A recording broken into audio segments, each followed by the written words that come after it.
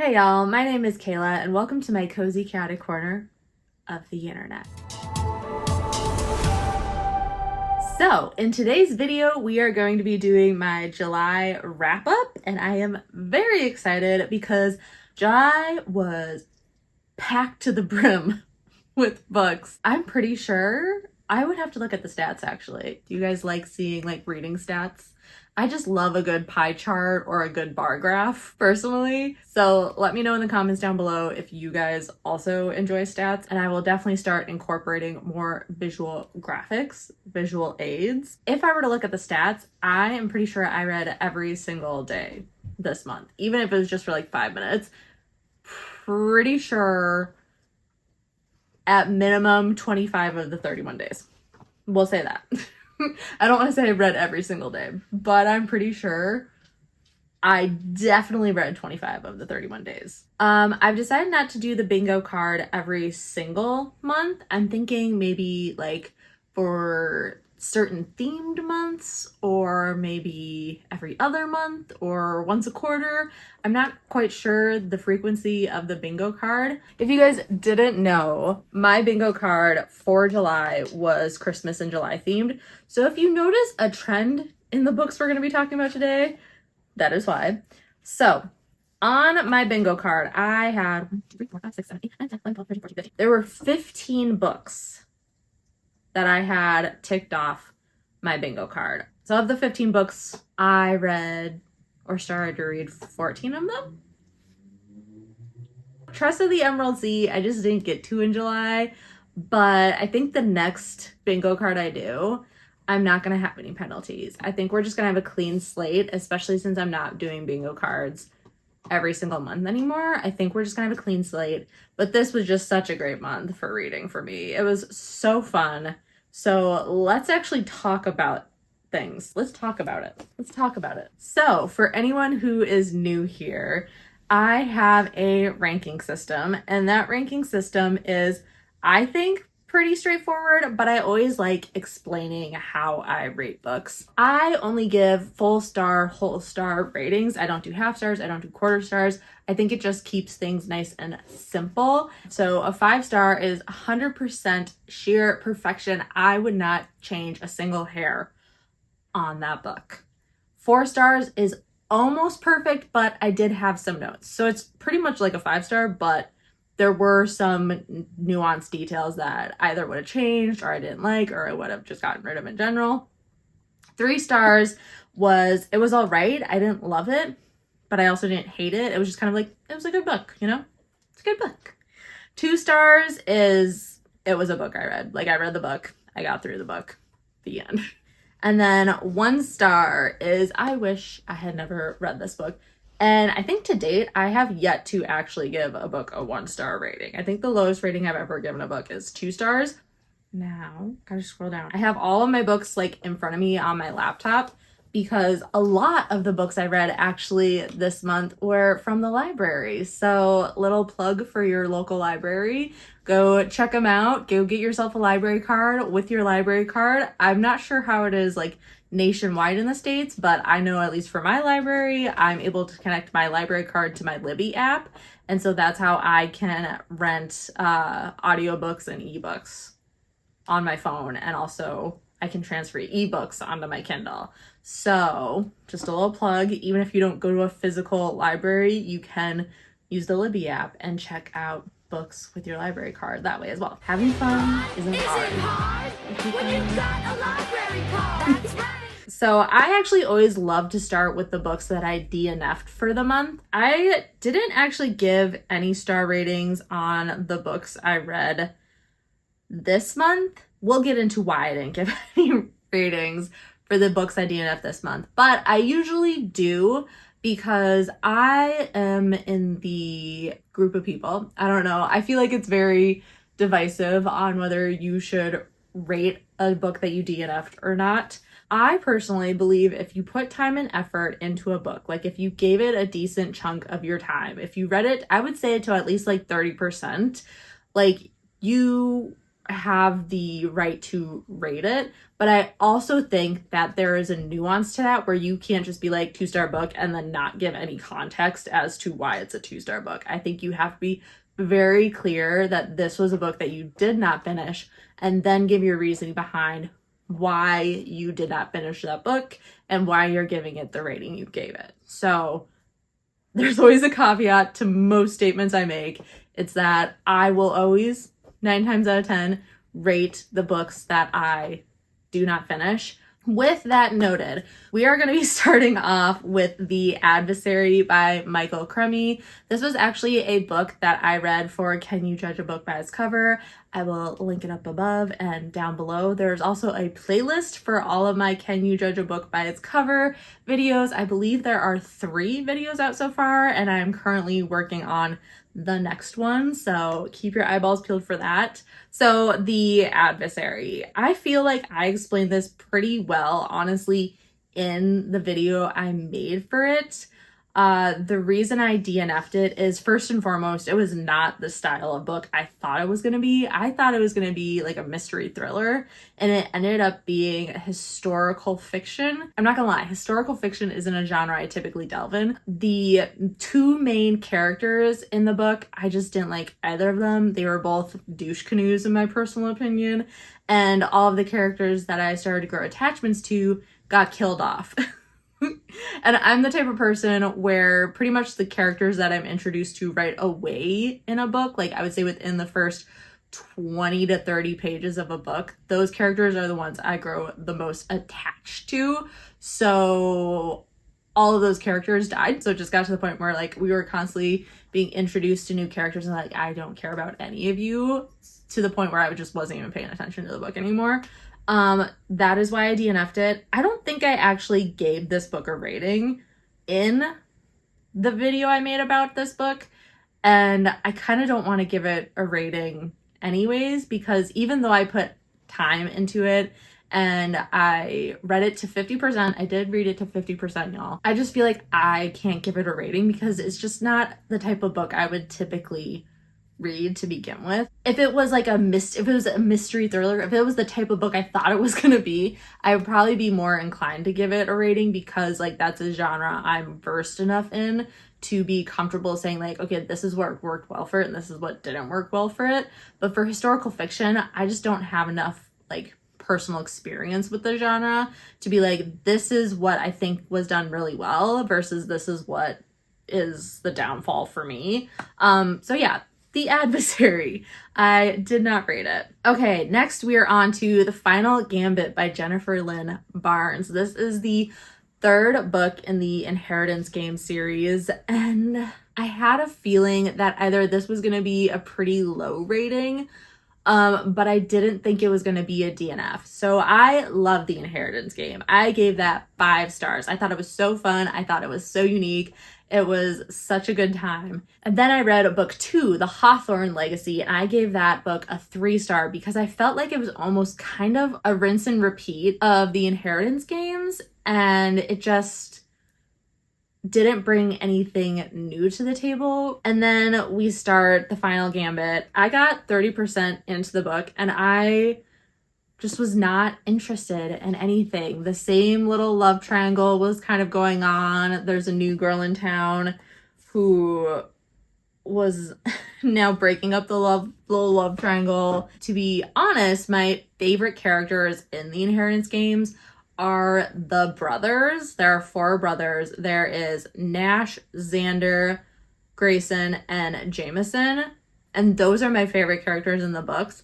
So I'm at this dilemma where do I just like make this a hard DNF and I don't finish The Final Gambit, or do I like push through, because I did purchase and I do own The Brothers Hawthorne, which is the next book in the series, but The Brothers Hawthorne is just about Jameson and Grayson. And I think Nash and Xander will probably more than likely make appearances, but it's about them 10 years after The Final Gambit. So part of me is like, okay, is there going to be something in The Final Gambit where if I don't read this, I won't understand something in the Hawthorne? Oh my God. in the Brothers Hawthorne. If you guys have read the Inheritance Game series in its entirety, do I have to read the Final Gambit to understand the Brothers Hawthorne? Because I do really want to read that book. I just don't know if I want to put any more effort into the Final Gambit. Okay, next we have Just Like Magic by Jacqueline Frost.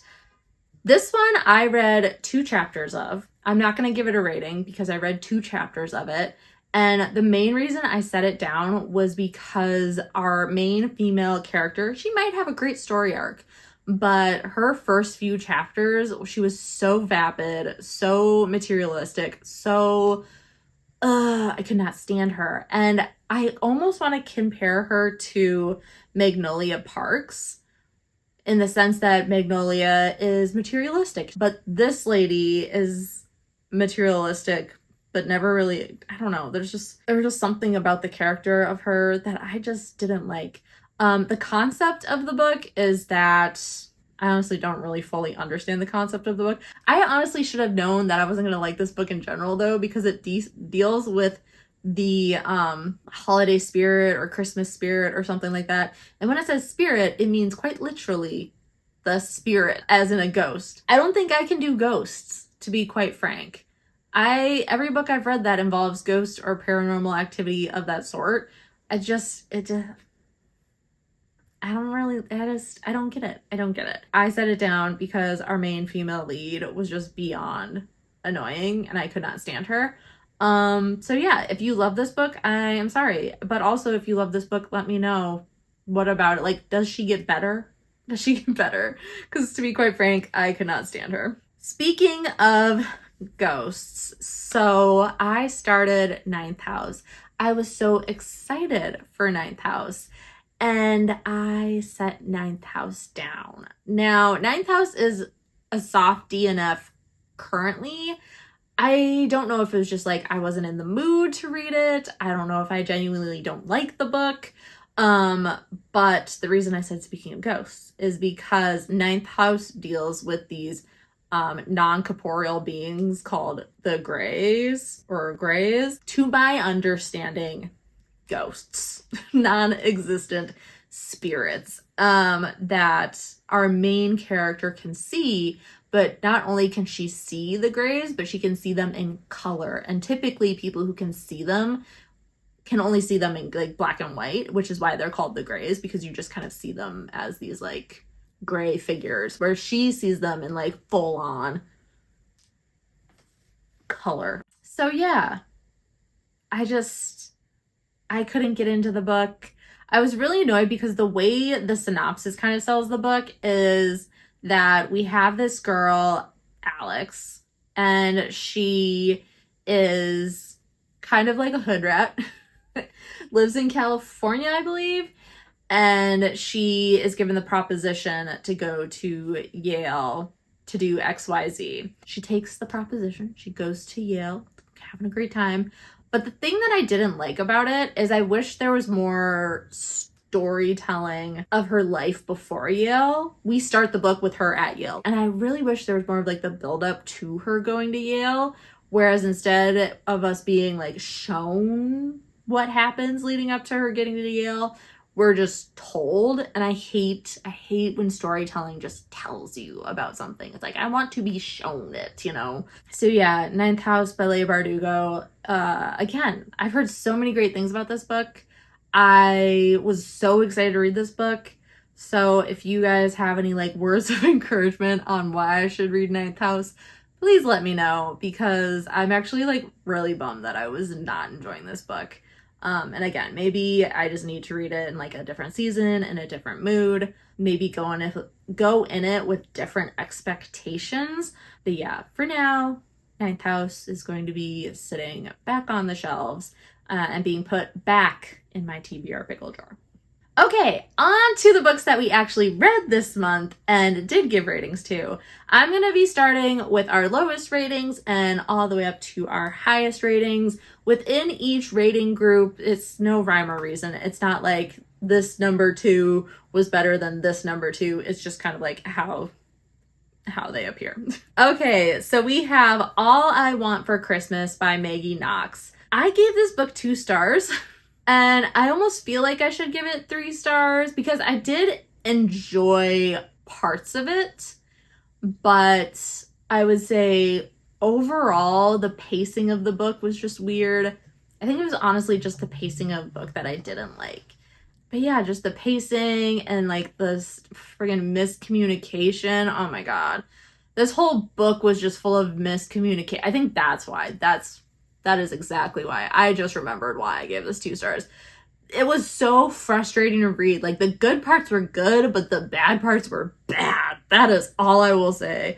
All I Want for Christmas is about these 2 country singers. One is up and coming. One comes from, like, he's, like, a legacy country singer where, like, his family, or his dad, pretty much, is, like, a well-known country singer. So he's kind of, like, living in his shadows. But because his father's a well-known country singer, he kind of, like, you know, is treated differently, and he doesn't have to work as hard as people who have no connections to the music industry. But they're both on like this The Voice, American Idol type situation. This whole propaganda of like, oh, well, we're actually gonna have you guys be in a fake relationship to like, you know, increase ratings of the show. And it works. Of course, they're in this fake relationship, so they themselves actually end up getting feelings for each other. And then there's like this miscommunication that happens, and then they like don't see each other for a year, and then they come back together. And do they actually come back together, or do they just come back together for this Christmas extravaganza? But yeah, the miscommunication. I cannot stand it. I cannot. And it's not like it just happened once. It happened multiple times in this book, and that's when I don't mind miscommunication like once or twice in a book, but like every other chapter there's miscommunication going on. It's like, okay, we get it, you guys have poor communication skills and you don't know how to talk to each other like adults. Get it. On to 3 stars, we have Stroke of Winter by Wendy Webb. I'm not gonna lie, y'all, I would say like the first 20 to 30% of this book checked out. But then it got interesting. So this book is about a woman who takes over it's like a family house. Her grandfather was a well-known painter. She wants to turn it into a bed and breakfast. But there's like one room in the house that's like boarded up, and that's the room like, or like the suite that she wants to turn into like where she would stay, so that like obviously all the other rooms are places where occupants can stay for the duration of their trip. The thing is, the place she wants to be in is all boarded up. And when they get it open, she finds a bunch of disturbing paintings that are not like anything her grandfather has painted before. And we go on this roller coaster ride of what are these paintings? More importantly, what is the story behind these paintings? Actually, I lied. This has a ghost-like entity in it. And I didn't hate that part, because I would say it's predominantly mystery, with just like a sprinkling. A sprinkling of paranormal. Once it got good, it got good, you know? It just took some time to get there. But yes, Stroke of Winter, 3 stars. Dead of Winter by Darcy Coates. This is 3 stars. It would have been 4 stars if we didn't have I counted, y'all. Okay, it might not be the exact number, but I remember flipping. I don't have it on me physically, but I flipped through the book and counted how many pages the sequence of events took. We had 20 pages of our main female character, I don't remember her name, running from her pursuer, who she thinks is the guy who's killing everybody. 20 pages of someone just running through the mountainside trying to get to a building. The buildup to that point when she starts running was so good. This book is so good. And then we had to do 20 pages of just being told and explained running away from the pursuer. Oh my God. But I really actually loved the plot twist at the end. I did enjoy the plot twist at the end. I just could not stand that I was reading 20 pages of being chased.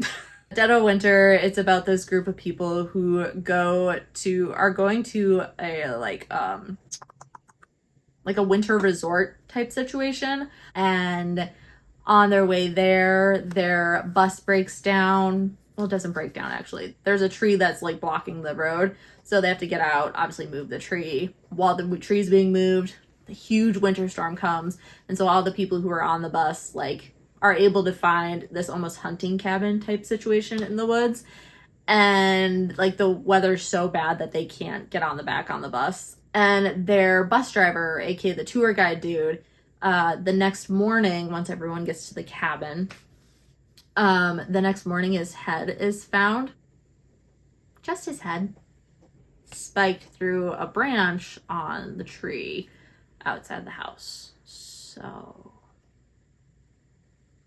let's just say that's the tamest dead thing we come across in this book. I love that. I don't know why. I love that part. But again, it was just the 20 pages of being chased that I was just like, okay, next, can we like speed it up here? Literally. Continuing on with our 3-star reads, we have The Holiday Trap by Roan Parrish. I so wanted this to be a 4-star book. So maybe even higher. I would have loved it to be a 5-star book.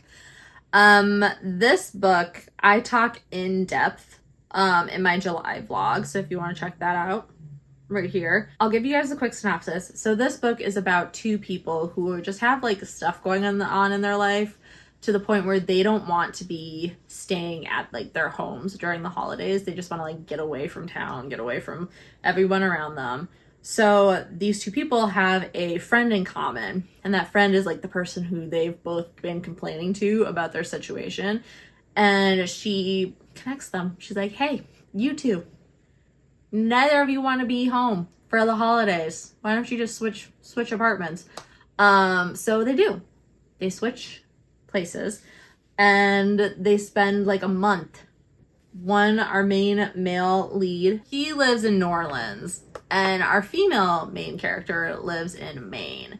And so our female main character goes down to New Orleans for the holiday season, and our main male character goes up to Maine for the holiday season. And pretty much they find the loves of their lives in the designated places.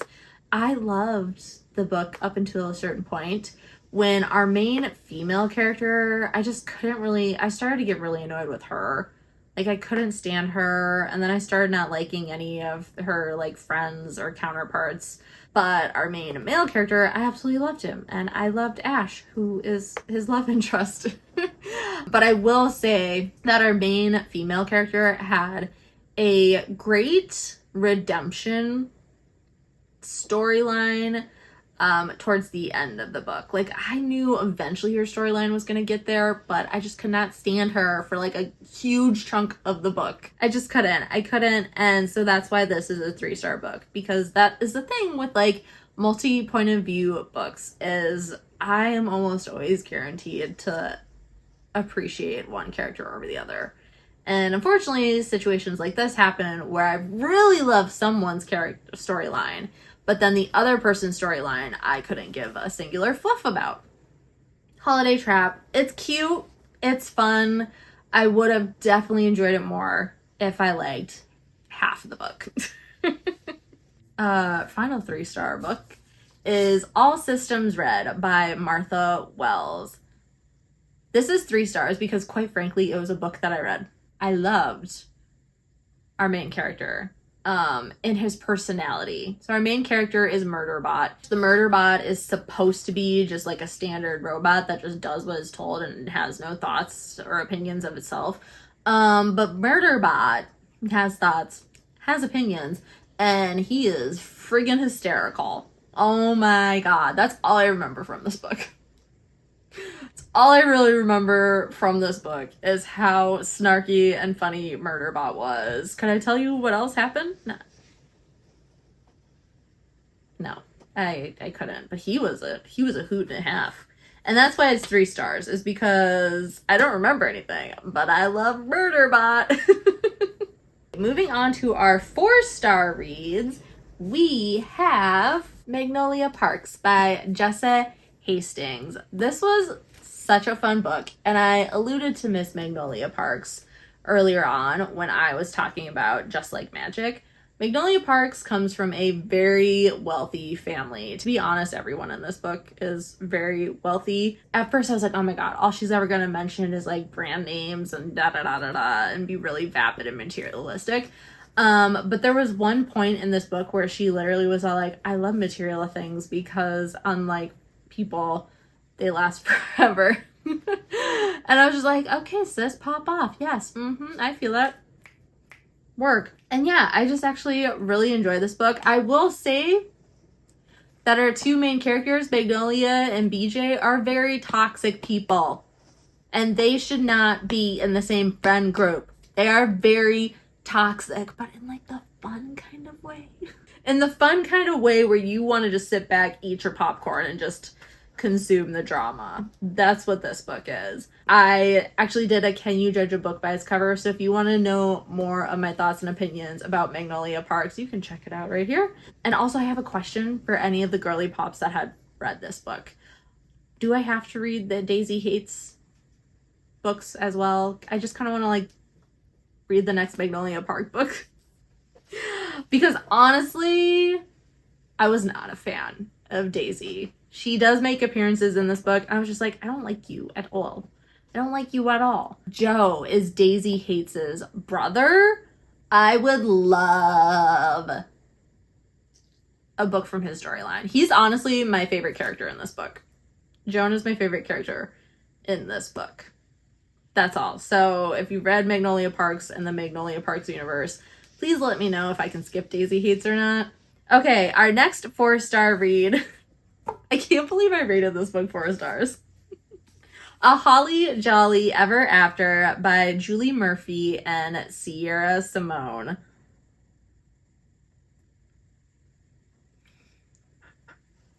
If you've read this book,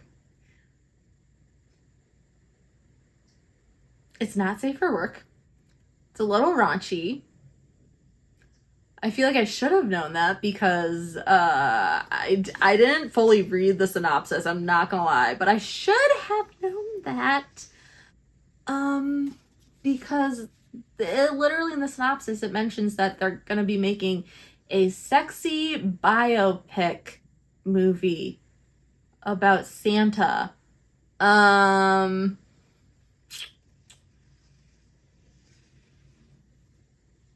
But it was so much fun. It was so much fun. I would say one of my biggest qualms and complaints is, first and foremost, I was like taken aback by how raunchy it was. But it had good character development. It had a good storyline. But I would say towards the end, my biggest complaint was I felt like everything kind of just avalanched really quickly to wrap up everything at the end. So yeah, this was fun. But just so you know, it's not safe for work. You've been warned. On to our 5-star reads of the month. I love these ones so much. So we have The Christmas Guest by Peter Swanson. This is a short little novella, and I loved it. I loved everything. This also featured a specter. It did. I just remembered. That was actually like the one cheesy part about it. But it was only there for like 0.2 seconds, so I didn't mind it. Sorry, that's also like a pseudo spoiler. This was just such a fun book. I enjoyed it. I spoke about it more in my July vlog, so if you want to check that out, it's down below. This was just a fun book. It was a fun book. I thought it was laid out very interestingly. I thought the plot twists were really unique. And the ending, man, the ending. Oh my God. It was so good. If you guys want me to do just like a spoiler-filled breakdown of this book, I will gladly do that. I will gladly do that. The Christmas Guest, I would definitely recommend. I thought it was really fun. Our final book for July and our final 5-star of the month was When Christmas Comes by Andrew Clavin. If you guys watched my July vlog, then you know I cackled at Stankowski, Standing by Santa. This was such a good book. It was such a fun book. This is actually part of a trilogy about winter. So fun. So fun. The premise of the book is that this army veteran admits to killing his girlfriend. And the entire town, which is like military heavy, like lots of veterans, lots of active duty military live in this town. And everyone is like, no way in heck did he kill his girlfriend. Like, it's not possible. It's not possible. It's not possible. So we have Mr. Winter come in and investigate. And it was such a unique layout because we started out with like a newspaper, or not a newspaper, like a news reporter telling the situation of the army veteran that kills his girlfriend. And then we have like this weird flashback sequence where you're like, what the heck is going on here? And then it finally leads us to chapter 1. And in chapter 1, we meet Winter and we find out that the weird sequence where you're just like, what is this storytelling going on, is actually him talking to his therapist. We love a man who sees a therapist. And yeah, it was just so fun. I did kind of guess one of the twists at the end, but not the 3. I would say there's 3 twists at the end. I didn't guess all of them, but I am also the type of person, I love guessing right when it comes to thrillers and mysteries. I love it. I love it so much. I love being like, yes, I got it. I knew it. I had so much fun reading this month. I am ready to read something outside of the realm of winter and holidays, though.